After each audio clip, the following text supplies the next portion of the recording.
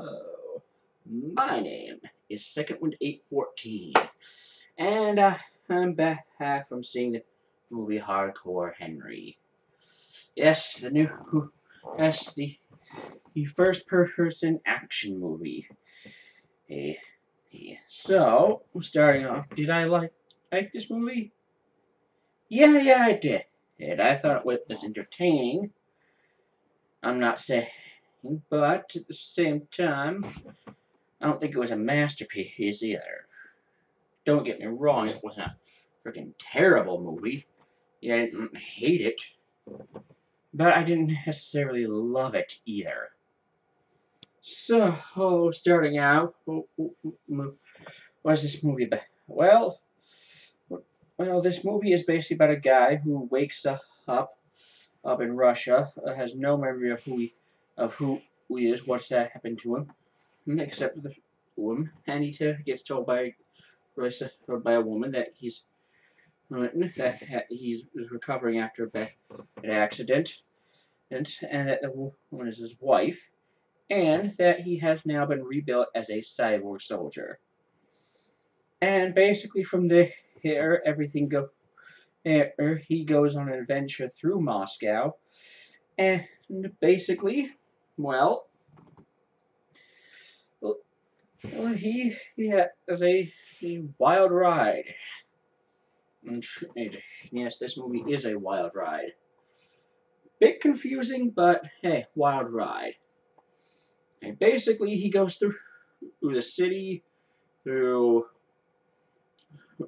I guess, the forest, just back to the city, and all the while going crazy, easy, and just, and every time he get on his action, which is practically every second of this movie, there's like a few small scenes where there's nothing going on, but basically every time there's like with every fight scene, a bunch of people die, and I think that was probably what he wanted to use as the movie's biggest draw, is that basically you get to see a bunch of kills in first person.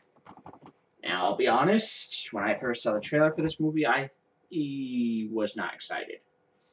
I thought it looked really stupid, and I honestly thought it was a video game ripoff at first.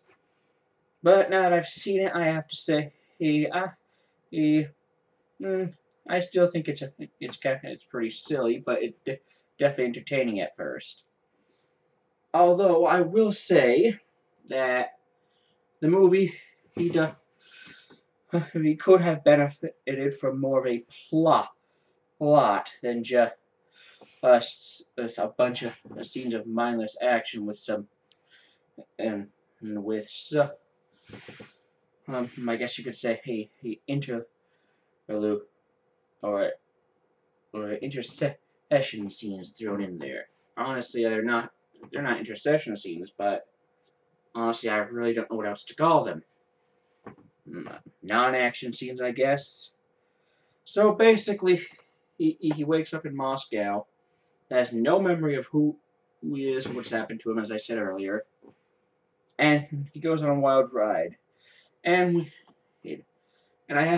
so one of the interesting things about this movie, I thought, once I figured it out, was one of the main characters, Jimmy, is basically a dude who confined to a wheelchair who has a bunch of clones of himself running around the city. Yeah, and it does sound, if it sounds a bit weird, it is. But I think it. But I mean, it does make for or a, well, I guess you could say, interesting plot point. But that's kind of one of the only interesting plot points, other than the fact that he's trying to rescue the woman who claims to be his wife, and the fact that there's some weird telekinetic dude who's kidnapped her. Yeah. The main villain of this movie is a guy by the name of Akan, who basically has telekinetic powers. So yeah, it's basically a bunch of first person and running, some parkour, a lot of gunplay, and a lot of death.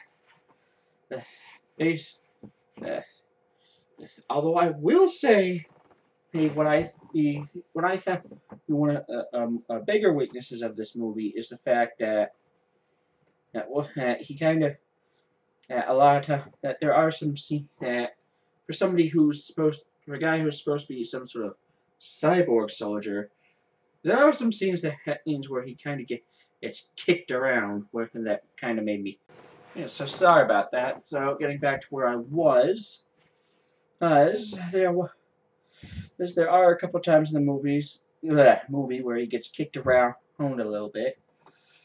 In the beginning, it kind of makes sense once you learn why. Basically, he's a cyborg soldier, and basically, all of these cyborg soldiers. Yes, there are more. I'll get to that in a minute. Anyway, so yeah, he needs a special heart pump that that to give him his abilities. But once he gets it, there are still few parts where he kind of kicks around. In some parts, it makes sense, like when he gets dropped from a helicopter or helicopter, or when he's flee. I guess he's fleeing a tank. Yeah, when he's fleeing a tank. But yeah, other than that, uh, eh, it's not that prevalent. But I still thought that was kind of one of the weaker parts of the movie. So yes, getting to the part of the multiple clones of other cyborg soldiers. So yes, Akan is the main villain of this movie. Akan is planning to use to create an army of cyborg soldiers just like him. Him and is basically has basically been using his experiences of the day, a hey, to basically since he's a cyborg soldier, he records everything he sees and broadcasts again. He's using that Henry's memories of the day to create a, an army of cyborg soldiers, and he's going to infuse their brains with Henry's memories. So yeah, ah, and so spoiler alert: the woman who's supposedly his wife isn't actually his wife. She's actually Akan's wife. So yeah, but that's what I. That was one of the interesting plot twists of the movie. I will say, though, I did enjoy the action in this movie. Getting back to that subject, and I didn't think it was ever a lame or anything. I thought it was pretty good. It was definitely fast paced. I mean, I guess it had to be for a first person movie. So yeah, although I have to say my personal favorite part was when him and Jimmy are trying to evacuate Jimmy's lab that's located in an abandoned hotel.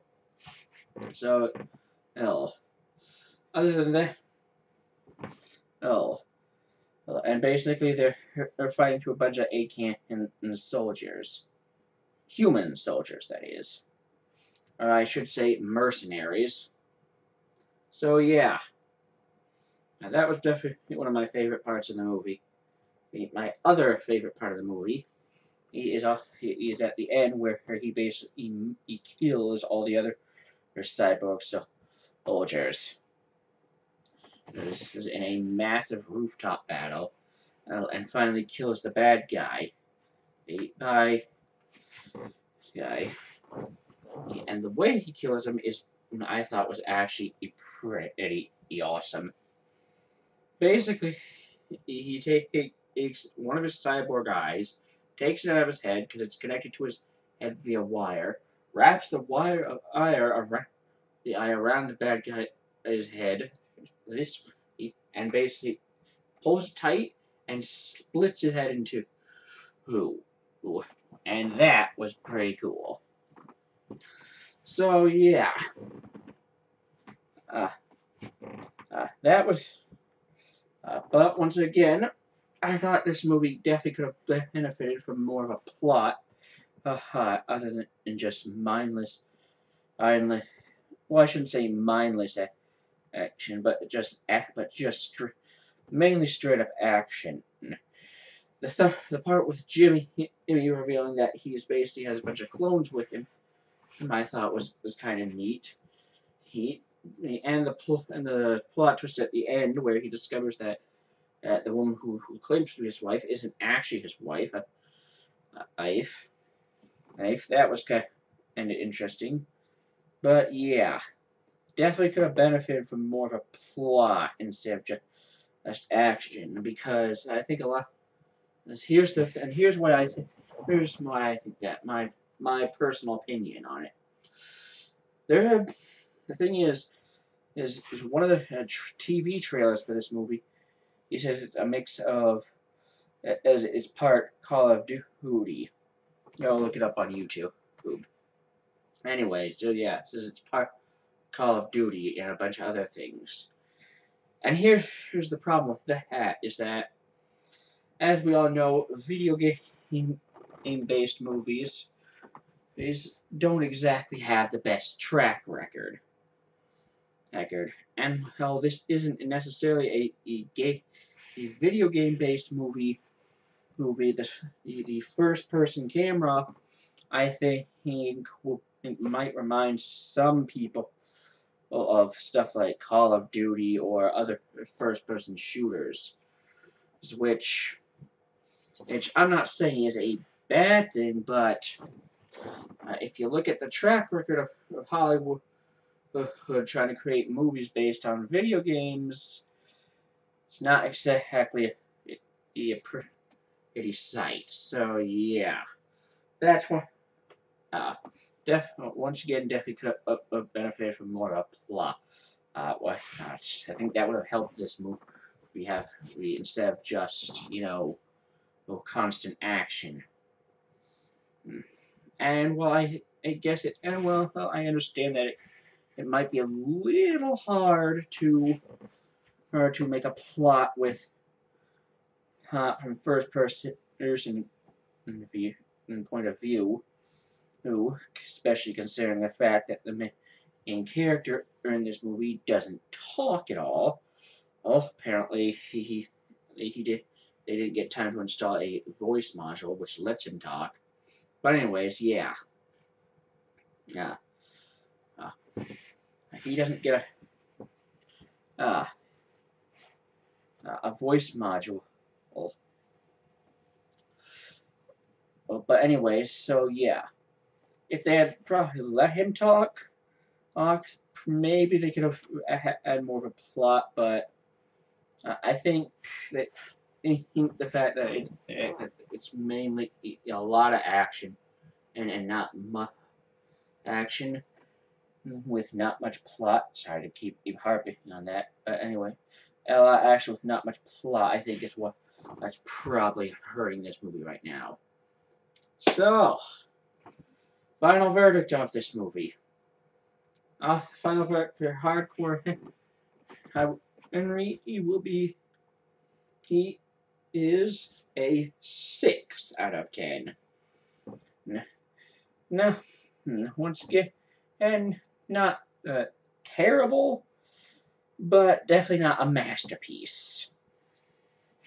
Yes. Do I think it's gonna change how movies are made? Nah. Definitely think. I mean, I think it introduces a new concept, but it's a But once again, this it's kind of like making a found footage horror movie. Found footage horror movie. You have to get it right. And while I think this could be a would be an interesting way to make movies, this concept definitely needs to be explored and fleshed out a lot more, or before we start seeing a lot more movies is made this way. And I hope it is, because this could be, because if we have a plot like, say, hey, having a first-person protagonist who can talk, and basically have a plot where say we get to see where the movie develops, the story develops, the characters develop. We develop this main character. I think that could be a great movie. But yeah, 6 out of 10. 10. 10.